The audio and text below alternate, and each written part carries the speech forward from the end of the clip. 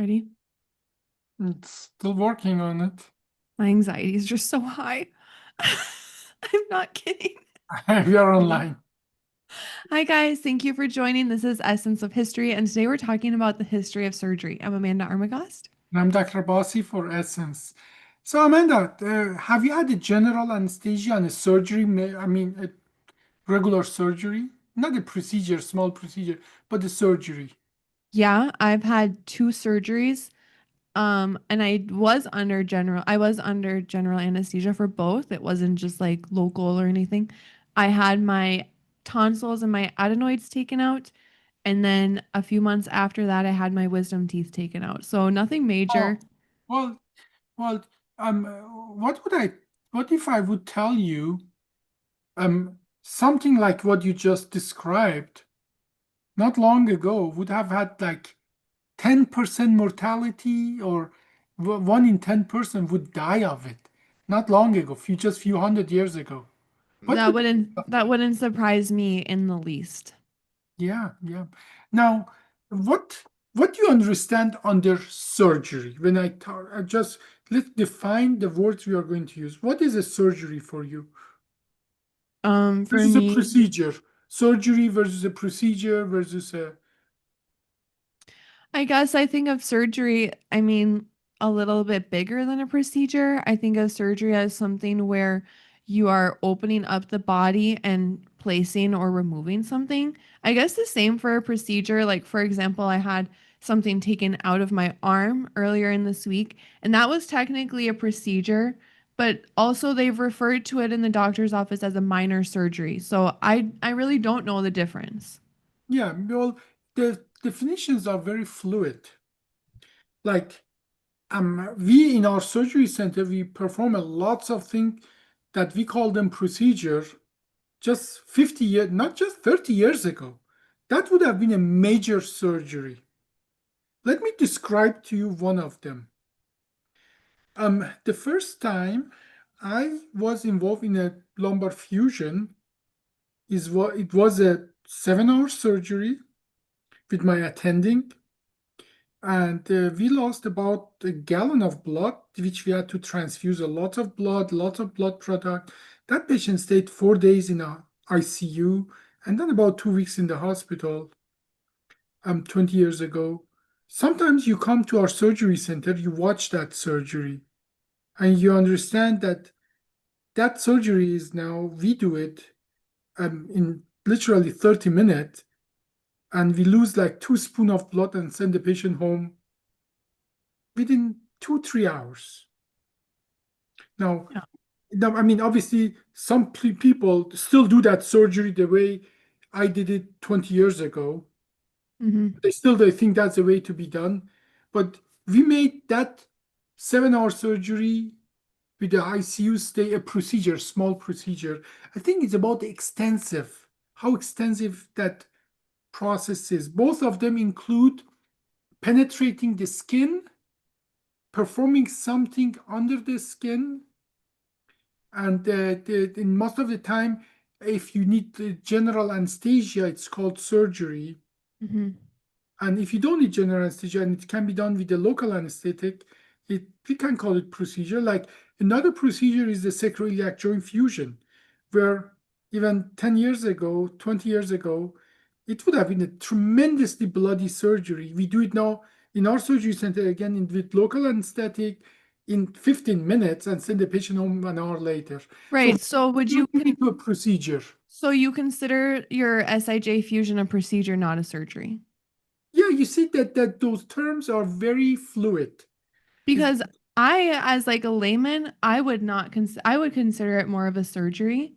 But mhm. when you compare the two, I mean, an SIJ fusion sounds like a walk in the park compared to a colonoscopy because with a colonoscopy, you're under general anesthesia and it takes 30 minutes.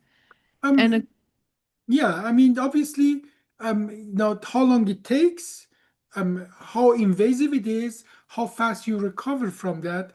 But that procedure versus surgery is a new distinction. okay. And it's a fluid thing. Like many things that used to be a major surgery now are small procedure, and we are approve of it. But You see, the major point there is if patients under general anesthesia. How long do you think we have had general anesthesia? 50 years? Um, we had general anesthesia in the modern sense for, I would say, 70 years, but 70 years is not that long. Many people are still alive. Well, and you and I both know that even for regular surgeries, some people don't use anesthesia, like in India. Yeah. Um, well, that is it, but at least we have the technology. Oh, I guess they don't use opiates. They do use opiate. They use the general anesthesia. Now, Yeah, they use general anesthesia, but not opiates. but surgery in a sense that we perform today is an absolute marvel of technology. Totally. Mike was just showing me a video upstairs of some, I think she was, I'm going to misquote it, but 97 years old. And she got a two-level fusion awake. Okay. And Uh, think about that. Hmm? are you talking about one of my patients? No. Okay. It was, she was like completely awake. Like she was, the positioning for an epidural when you were just hunched over. Okay. She Okay. was like that. It would happen this week or something. She was like that during surgery, just hunched over, awake during it for a Mhm. two-level fusion. It's crazy because when she was born, if someone would have said that to her mom, like, yeah, in 90 years, your daughter's going to be getting the surgery, her mom would think, no way. It's amazing how fast medical procedures can evolve. Now, what do you think the first surgeries that we have approved of? Well, we've already talked about this. It was brain surgeries. Yes, yes, but what do you remember about it? What you talked about? Um, for example, if someone was working on the pyramids and they got injured and they fell and they needed some release out of their head. So then they made a small incision and that was technically brain surgery or broken bones was another big one, like pretty much casting. Yeah, well, broken bone was mostly casting. Is it a surgery? I doubt it because you don't penetrate the skin and so on, except skin is penetrated already and then you pull it. But trepanation, that's what you're referring to. Obviously, when they were building pyramid in Egypt, um, they have found main to the close to the main pyramid, they have found skeleton of lots of people that now we know they were most likely lower level people that they used to work there, and when they died, they put their just corpses there and so on. They didn't. Some were mummified, some weren't mummified. But what the interesting thing is that when they looked at their skull, there is a hole in the skull, but the edge of the bone is has grown for a year or so more. So these people survive this, what we call making a hole in the skull. And what we know now is that if somebody, like, for example, falls or get clubbed on the head, they may bleed in a very specific way. We call that epidural hematoma. And one of the first sign of this epidural hematoma, if it's in the right place or wrong place, you call it, they start seizure, meaning convulsion. Okay. Uh, Somehow the Egyptian found out if you make a hole in the skull, these people survive. The way they justified that is that they were opening the skull for the bad spirit. They thought this person is possessed by demons, and that's why they are, they're convulsing. Somehow they figured out if they make a hole in the skull and let the demon out, these people survive. You know what's really interesting? I was just reading today about like the history of spinal whatever, like spinal medicine, period. And I guess that used to be a historical way of treating people with demons for the spine too. They would make a small hole in the spine apparently to let the demon out. Do you know I anything about mean, that? lots of bloodletting and lots of this kind of activities that we have done in the past, most of them were more damaging than really good for the patient. They were based on observations, meaning medicine is not really an exact science. It's more art than science and a lot of observation. Now, eventually, people observe that certain situations, certain symptoms are alleviated or get worse with certain thing we do. And then more and more, we can consolidate that by repeating it somewhere else. Somehow the Egyptian 5,000 years ago figured out when people fall or get clubbed and then they start seizing, opening the skull can save their life, and so they did. Now, many of that knowledge was lost, and we have very little more information about how surgeries were done. But um, there was and then let's come to the time of the Greeks and the Romans. Um, when the Romans, in their armies, obviously they had a lot of injuries, and a lot of those injuries were actually treated with hot iron, like cauterizing bleeding limbs, and maybe doing amputation and so on, and then sewing, like they open up slash open their belly, you just put it back and you sew it with different material and so on. So over the years we gathered a lots of information about how to do actual fixing of things. Now I'm talking about the time that um, human life wasn't really worth much, meaning that they would go to the gladiatorial, arenas, and they would slash each other open. Well, they saw it with whatever they had. Even if um, just 1/3 of them would survive, that's better than all of them die, because alternative would be everybody dies. Sure. And now bone setting, it was very early on, very important part of practicing medicine and surgery. But what I want you to understand is that surgery and being a physician, they were separate paths.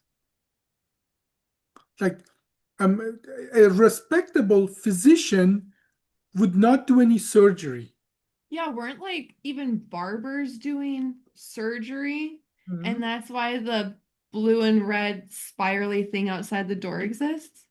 Well, we will come back to that. Even today in England, when a doctor, medical doctor, become a surgeon, he gives his doctor title away, and it's called Mister.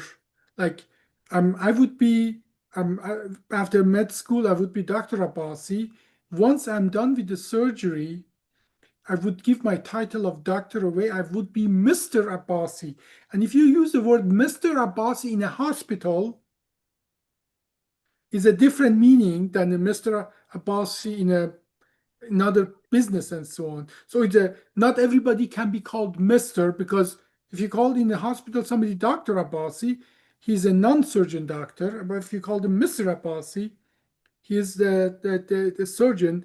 So, and that is because before, as you said, a respectable physician would not perform surgery. They would send it to lower level barbers, because barbers would have sharp knives. Mm-hmm. And 90% of the what the barber or what the surgeon would do is, do you know what is the most performed procedure used to be? Um, yeah, bloodletting. That came much later, but it was there's a Latin phrase even for it. It was from time of the Socrates, which was in Greek and then went into Latin. By the way, Romans, they didn't do anything themselves. They just overtook the culture, technology of other cultures. Mm-hmm. Very poor history of humanity. Yeah, there's still some cultures like that these days, I feel like, but I won't mention them now. So there's a Latin phrase called "obi pus ibi evacua." If you put it together, you can make sense of it actually. Yeah, getting rid of pus. Wherever pus, let it out, evacuate it. So if you had like a boil, like some type of wound, then you go there and they open it up. Slash it open. That's what the Okay. barber would do. You would go there, you have infection under the skin that can kill you. What they would do, they take their sharp knife, they slash it open, the purulent, the pus comes out, and then you don't die. And that is why a respectable doctor wouldn't choose a profession like that. Yeah, because that's gross. That is not only gross, there is a little brutality in it. A gentleman would never give itself to. Now, and the fact is as well, even in those cases that they would attempt the surgery, mostly patient would die. Immediately or like when? Well, some immediately, some painfully over a period of time. One of the things was that the doctors, the surgeons, not the doctors, has to be extremely fast. Like when you're doing amputation, you have to be extremely fast, because if you're not extremely fast, the patient will go to a pain-related shock and die. Yeah, it's pretty much torture because, like you said, there was no anesthesia. If 5 people are holding you down while somebody is cutting your leg off, imagine that. That's all what it is to it. Now, there is actually a historical, you know what mortality means? Mortality. Mortal, like That means the rate of death. Like, let's say Ebola has 95% mortality, whereas COVID-19 had like 3 to 5% rate of mortality. Do you know what that means? 3 to 5% likely that you're going to die. From COVID, and 95% of people uh, who get Ebola will die. Meaning, now, what if I told you there was a procedure in Civil War that the mortality of that procedure was 300%? What do you understand under that? Everyone dies. But 300%, like if 100 people get that, 300 people die. What does that mean? I don't know. It's a joke. It's a joke. Now, it was this doctor, surgeon, very good surgeon, was amputating a gangrenous, infected leg of a soldier, and he had to be so fast, and he was fast. During that surgery, he actually infected his assistant and himself. So not only the soldier died, but both of them died as well. That Just makes, like Ebola. well, Ebola is 95%. This was Yeah, 300. but Ebola don't a lot of times don't like the doctors if you're throwing up on your doctor, then your doctor is likely to die, and same with the nurses and things like that. Yeah, it is. But then you have Ebola. Then you are part of the statistic. Right. Here, okay, well, that's actually an internal joke among Okay, yeah, it's a nerd surgeons. joke. And now it's a doctor joke that surgery, specific surgery, had 300% mortality. Now, Sure. but that was the reality for surgery. Okay, most of people who got injured in Civil War, people had to hold them down so they could do their job, and that's unimaginable for us now. It's pretty brutal. That is brutal. That is absolutely brutal. And but surgeon got eventually good at it, and then eventually the doctors took it from the barbers and other profession, and with understanding of the anatomy, we could actually do something good. Because I'm not sure if you know, in most of England and Europe, where our medicine is coming from, doing autopsy was illegal. Why? Um, Religious reason and other reason. As a matter of fact, it was always a shortage of corpses for anatomy, to a point that lots of people would do grave robbing, Yeah. stealing the corpse, so they can sell it to the um, the med schools and so on, so people can learn that. As a matter of fact, eventually in England, they decided that the people who are condemned to death penalty, their corpses would be given to the anatomical lab, and then the people would bribe judges to impose more death penalty so they can have corpses. Can you imagine that? There's a So dark was back green in the day medicine. like a normal person couldn't just when like be a donor? No, no, it wasn't like that. People would, as a matter of fact, go grave robbing, and some people, because they didn't want to dig graves out, they actually go kill people Hmm. to be able to sell their corpses for anatomy labs. And doctors closed both eyes and accepted those corpses because we were so desperate now. And Wait, because, but sorry, can you imagine what a weird train of thought? Like, oh no, I can't dig a grave, but I'll kill someone. Like, but no, but it is less work. I mean, no, seriously, for somebody who has no moral value, killing a person is less work than digging a 6 feet grave or something, right? okay. I mean, You I've just never put the done rope either, around, so I you wouldn't make them know. drunk. That is what they did. No, seriously, that's what they Yeah. did. They make them drunk. They took them to a tavern, gave them alcohol, made them drunk. When they passed out, they put a rope around their neck and they choked them, and then took the corpse um the anatomy thing, and they sold it. Wow. And some of them did even something more. Then they called the police. Then the police went and took the dead, came and buried it. Then they came in and dig it out and sold it again. These are all happened. As a matter of fact, in Houston, in Boston, it was a few riots in Boston and New York. There were riots about against these doctors that because that would become something that there was a these doctors would buy the corpses, and so there was a profession, grave robbers. So people actually wanted to lynch many doctors in Boston because of that. But I So mean, we did benefit from it at the end of the day. they did, but you understand why being a surgeon wasn't a very respectable thing. Yeah. So um and so um but our anatomical knowledge improved tremendously, and that was one reason that surgery became something respectable.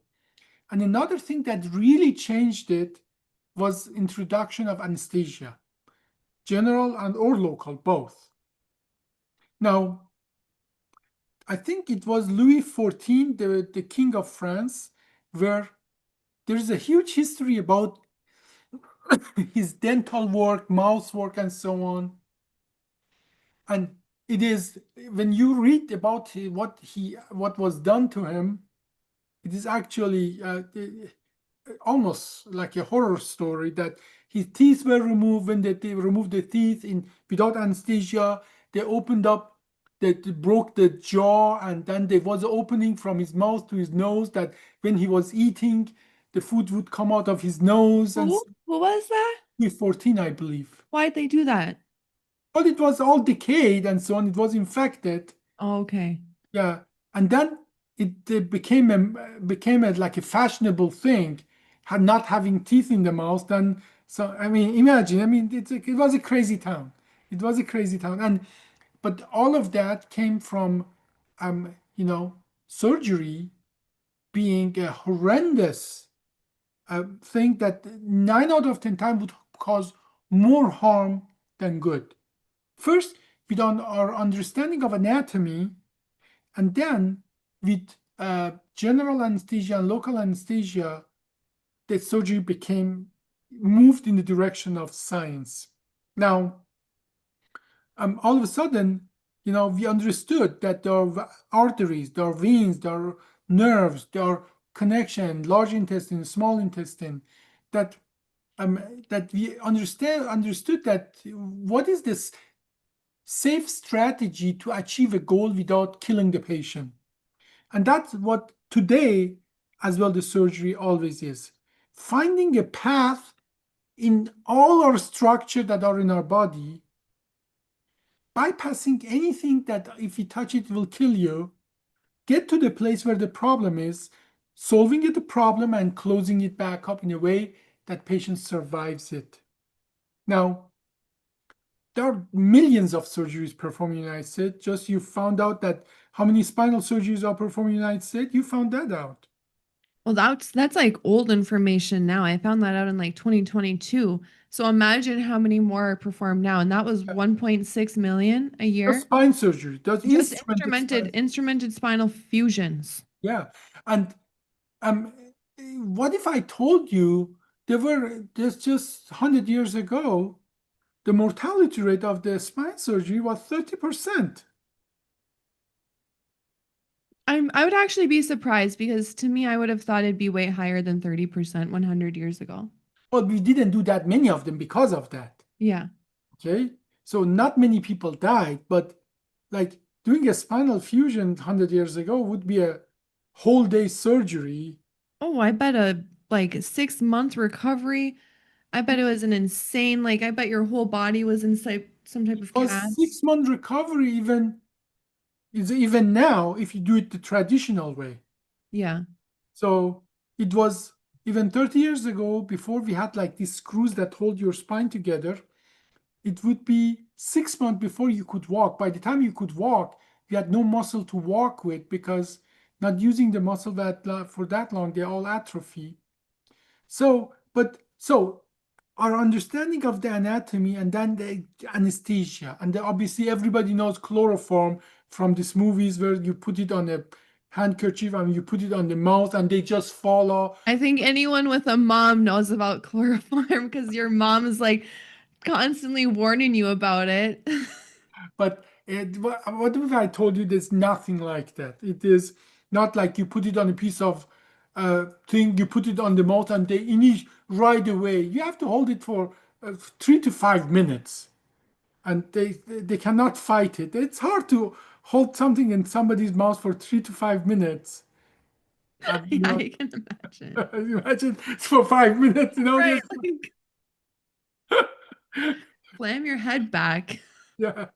Um, so, but toward about 150 years ago, we had chloroform, we have ether, we have other things that we noted that in a proper dose, literally, you're unconscious, you don't feel the pain,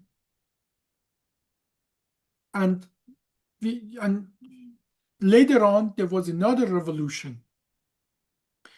We found out from some Native American in especially Amazon that they use darts, poisonous darts. They make their darts poisonous by rubbing it against the skin of a special kind of frog, very colorful frog. I've seen those frogs at the zoo. Yeah. And they put the darts on that. And then if they shoot it at somebody, those people cannot move. But that's not it. It's much, much more horrific than that. They cannot move, but they feel everything. They're not unconscious. So there are stories that they would do that to their enemy. They would use the poisonous dart, and that material, what curarium, it's a muscle relaxant, we call it.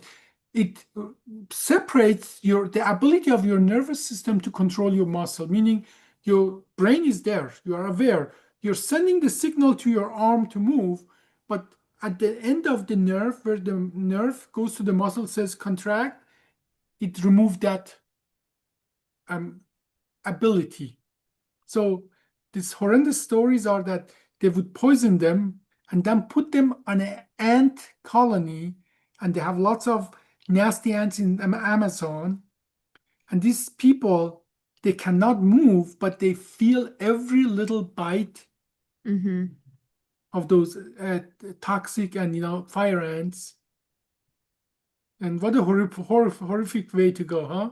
Yeah, terrible. Human do that to each other. But now imagine doctors, they came out and found out that, well, these people are unconscious, but still the muscle move. They don't, like, imagine you have to do surgery on somebody who's moving. He's not conscious, but this is the unconscious motion. So Mm-hmm. third revolution in the medicine, so in the surgery, came from our ability to be able to keep the patient literally still during the surgery. And then about 100, years ago, when electricity was wide, available, we used it for both things, for healing and for killing. I'm sure you have heard about electric chair, right? Yeah. Yeah, but there is another part of that we use for electricity. We call that electrocautery, meaning that, and there's two ways of doing that. That is the fourth revolution in the surgery, where you put a pad, a electrode, wide electrode on a patient, Mm-hmm. and then the other part is like a small little pen. Imagine the whole electricity goes through a tip of a pen, and then in that moment when it's passing through that little piece, it creates a lots of very local heat. Because we knew, like the Roman did, you make a piece of metal really hot, and then if you put it on bleeding wound, it stopped bleeding. We knew that. But that would cause a lot of collateral damage. Now, by putting a big pad on one area and then a small entry point in one other area, then we could concentrate all the heat at the tip of that, what we call BOVI or monopolar coagulation, and then we can stop at one small artery or something. Sure. And then later on, we found out, hey, why not to make something like a forceps that the two tip are two different part of the electrode, like this two. The electricity flows between them and it only heats up the area between them. That becomes even more precise of a way of stopping the bleeding. And then I would say with this and the next one is with the concept of monitoring the patient, the modern surgery was born. And when was that? What year do you think? Or like In the around? United States, we start doing this kind of surgery about 100 years ago, 110 years ago, starting doing all of that. Obviously, the technology evolved and so on. And there's a picture actually actually, I made a TikTok of it. The father of neurosurgery in the world is by all regards is the so-called doctor from John Hopkins, Harvey Cushing. And you see still one of the reason he was the father of the neurosurgeon in the world is because his patients survived. Because not all his patients recognize my word, not all his patients died. Okay. Right. And you see him as well, he has like a cloth in front of his mouth and he covered his head. Because before that, the idea of obviously one other revolution that we didn't talk about is the antiseptic kind of approach to medicine. Mm-hmm. You and I, we did that podcast about Ignaz Semmelweis. And we bring him up like socially pretty much once a week. Yeah, and that is because what he did, he actually modernized the not only surgery but medicine as a whole, but as well how the establishment reacted to him, make him the hero he is. Yep, exactly. Fact that he was willing to fight the establishment and say, yes, your hand, gentleman hand, can kill patient. And he was willing to go to the street of Vienna, give flyers to the woman, them asking them to demand their doctors. Imagine that. He would go there and ask, put flyers in the hand of the pregnant woman in Vienna so they can demand their doctor to wash their hand Hmm. before the procedure. That's just so crazy nowadays to think about. Yeah, and that is just 100, I think about, yeah, 150 years ago. That's not that far. That was around the time of Civil War. Okay, maybe a little before. I was reading today that World War One and World War Two really brought a lot of medical innovations to us. That because of World War One and because of World War Two, we are where we are today, medically and surgically. absolutely true, especially surgically, because was the first time that human life really mattered in the sense that you're not just accepting your soldiers to die just because they got shot. How can we help them? Okay. Yeah. So antiseptic, anesthesia, muscle relaxant, electrocautery, and then one really sealed the deal was antibiotic. Now, um, there was a in Iraq-Iran war that was 1980 to 1988. It was an observation that was actually put in papers and so on that there was a certain area that Iraqi, army would move forward, then Iran would go back and forth, and in that action there were lots of soldiers between. They would stay there. What was observed is that those soldiers that they in the wound, they had maggots. They would survive. Those that they didn't, they would die. Because the maggots were eating the bad part, right? Well, the maggots are competing with the bacteria for the dead flesh. Mm-hmm. And the bacteria would cause sepsis and kill the patient, whereas the maggot just would eat only the dead flesh. And by doing that, not only they would not give any medium for bacteria, but as well, they would produce some macrobiotic, antibiotic material because they're competing with the bacteria. Right. Okay. So um, we knew for a long time certain things that would reduce the risk of infection after you open the skin. But obviously, first in World War II or just before it, we fully understood the concept of antibiotic. And what did we use? We didn't use maggots. We could have because they do produce some antibiotic, but we use fungus, which is much more universal, easier to grow.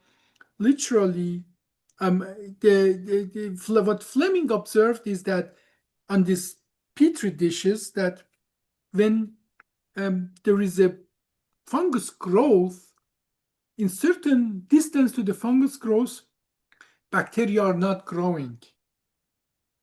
And then when he isolated penicillin from that, it became the hottest substance in the planet. All of a sudden, your soldier didn't have to die. No, it was so sought after, so valuable. They would take the urine of the soldier who get penicillin to take that penicillin out of it again so they have more penicillin. Wow. Imagine that. That was so valuable. And we still use it today. And we still use it today, but we have a lots of other things. I mean, generally, penicillin itself is not it's being used for very few things these days because we have better things than that. But that was the start of it, and it's still Right. And I don't want to get into it right now, but a lot of people are allergic to penicillin. yes, they are. And then, but that is a different story. But we should talk about that. But so now we have all the pillars of a modern surgery. We have antiseptics, we have antibiotic, we have understanding of the anatomy, we have electrocautery, we have general Anesthesia. anesthesia, and we have muscle relaxant.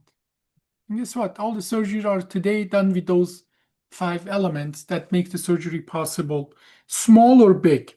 I'm pretty sure they numbed up your arm before Oh, they yeah, start. they gave me a shot and numbed it. That was the most painful part was getting the shot. Yeah, yeah, and in general anesthesia, we use other material that overall, put your nervous system in a position that you are not there to conceive the pain. Do you know, by the way, how those general anesthetic gases and so on, do you know how they work? How? We don't know. We Even you don't really know. just magically works. They just work. We have an idea. We think they go to the membrane, those gaseous anesthetic, they go to the membrane of our entire nervous system and reduce um, their activity level and so. But how they exactly work, how it comes that you give certain amount of this gas to a patient, like isoflurane or something else, sevoflurane, and then all of a sudden they are unconscious. We don't really know. Now, Hmm. some of them are IV sedative like propofol and Versed. We understand that. We know what receptors they work at and so on, but this gas inhalation anesthetic, we don't really know. Now, there is something that you as well, I'm sure you have seen in the movies and so on, is laughing gas. Have you heard of that? If you, yeah, in the US, they do that for dental procedures. Yeah, it's still being used. Now, laughing gas is nitrous oxide. And it is exactly, we believe works the same way, going to the membrane of the nervous system and literally making us unconscious. But obviously, it is the old way of doing that. It's still being used, but in generally, in most of our surgeries, we have much better things than nitrous oxide. Okay, and why is it called laughing gas anyway, It Amanda? probably makes you laugh. Yeah, because in the border between not being you fully you and being totally out, there is a phase that all your social inhibition go away. The part of your brain that makes you not do crazy things, well, maybe that you're the bad example for that, but but that part is usually our frontal brain. And the frontal brain is a big part of it. When you start giving everything everywhere, frontal brain activity goes down first, but you are still conscious, then people start doing goofy things that they usually wouldn't do. Okay. That's why laughing gas is called laughing gas. Serious people start, having social disinhibition, meaning they don't follow the regular rules, and then they do funny or maybe awkward thing and so on. So that's the word laughing gas come from. Now, um, the last time I had a surgery was a hernia surgery. And what I noticed is that I was there and I was gone and I was gone because usually I don't sleep. That was the best sleep I ever got. I was completely gone. I mean, it was nothing there anymore. It was like a time machine. Right. I know And that's that, how I feel too. yeah, and that is how how advanced we are, how we are able to control different part of our body and function. And yeah, every time that happens, I'm in shock and awe how far we have come and the things we can do to human body.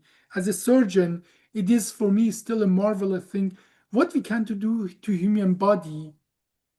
And yeah, like when we do a brain surgery or spine surgery, how many vital structures are just next to the place we are? And if we are few fraction of an inch to the right or to the left, horrendous thing will happen, and they don't. Right. Because you Because understand the anatomy.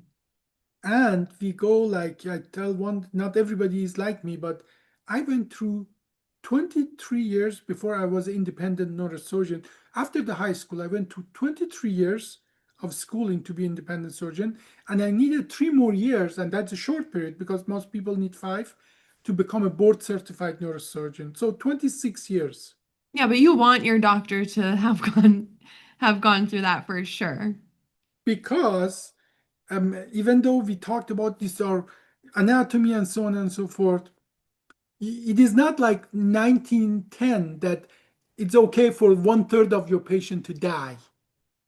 Because if that was okay, we could learn that in 2 years. Right. And most of us don't want to die. We want to survive our procedures. Okay, well, that was a very short, that long history, short It history wasn't of that a short. long path surgery took to be able to even make Amanda be okay with going for surgery. Imagine if surgery had a 1/3, 30% risk of mortality. Yeah, but I think also whatever you're dealing with has a pretty high risk too. Like what? Like if you're seizing because your brain is flooding, you probably are going to die from that too, right? Yes, yes, that's very So, true. Now, you bring something up that I think that's a problem of the modern medicine. You remember that we don't accept 1/3 of our patient to die. We Yeah, don't and then you accept anybody to die. right. By not accepting anybody to die, now it has been bastardized, meaning that the surgeon don't do the surgery because they don't want this patient die in their hand. Yeah. If the patient dies 2 weeks later on the consequence of their disease, then unfortunately hospitals, doctors, then can push the responsibility away from themselves, then they're okay with that. Does that make sense, what I'm Yep. trying to say? Yeah, I understand what Has you're trying. backfired. It has backfired. The idea is to give original idea is to give the patient, that specific patient, the best chance. Yeah, and the best quality, I'm assuming. Best chance of the good quality extended life. Not the miserable extended life, but good quality extended life. Like a patient comes to me who hasn't walked for 10 years and has a horrendous spine and has heart problem, lung problem, and so on. And every surgeon refuses to do surgery for that patient, not because we don't think he doesn't need surgery, but we don't want a bad result tarnish our reputation and go in the hospital, explain to some administrators, and especially, some of our colleagues who are even worse surgeon, why my patient had a bad outcome. Mm-hmm. Same patient literally can have a heart attack in 2 months because he cannot walk, but then nobody will blame me. Or even something else that's not going to show up on the medical scans or anything. What about that patient's quality of life mentally? Like they can't leave the house, they can't work, they can't do anything. They have no friends now. May Imagine. them commit suicide. That's Yeah. not fair at all. No, I'm sure you have heard the thing that we talk about, the mortality of the overdose, narcotic overdose. A lot of that is not overdose. It's a medically committed suicide by the Yeah. patient Yeah. because they say, okay, what happens? I quit breathing and I die. I prefer that to live like that, and they not only take the chance, they welcome it. I have had many patients who gather their pills, that every month they get pills and they save some of it with the intention to commit suicide. And this was a true story that, when I went and tried to explain to one of major insurance companies about what is the advantage, disadvantage of what I'm doing, that because I reduce the chance, the complication, the chance of bad outcome, I'm willing to give this chance to more patients. But whereas with the traditional surgery, you would never give the chance to the patient. The chief financial officer of that big company, big medical insurance company, said, "We know all about that. 6 months later, they have to get a triple bypass that is $500,000 because nobody wanted to do that $50,000 surgery that would make them mobile." Right. But the problem is that if the $50,000 surgery that would make them mobile has a certain high rate of complication, in this climate, nobody wants to take the chance for the patient. If patient die on the heart attack, is not responsibility of the spine surgeon anymore, and we can just shed it off our back. And I think that is really has become more or less unbecoming of my profession to do the safe thing, not for the patient, but for ourselves. But Yeah. that is a different story. That's a different podcast. And hopefully that can be the next pillar of medical innovations. And I think the next pillar of medical education and medical innovation is that for us to understand when we're doing risk versus benefit for patient, we don't just consider the risk of the procedure, but as well the risk of not procedure, Yeah. and add it to the combined calculation and make people responsible, meaning that, um, as not people, not doctors, but the systems. Okay, Well, like and I think the surgeon all I mean, this is from a layman's perspective, but I think the surgeon also needs to become responsible too. If your patient came to you with these symptoms, this and that, and you turned them away, but you didn't say, I can't do it, but this, I can't do it, but this procedure can, or this doctor can, then you're kind of, in a way, like adding to the problem, in my opinion. And I'm agreeing with you on that, that we as doctors, as surgeons, as physicians, as providers, it's our duty to give the best available information about what's out there for a patient, not best thing I can do. Right. Okay, so but unfortunately, the medicine is big business, and big business is not about uh, it's about care. It's about maximizing profit. But again, that's a different podcast. Let's conclude our podcast about the history of surgery. Thank you guys for watching. This was Essence of History, and we talked about the history of surgery. I'm Amanda Armagost. And I'm Dr. Abbas.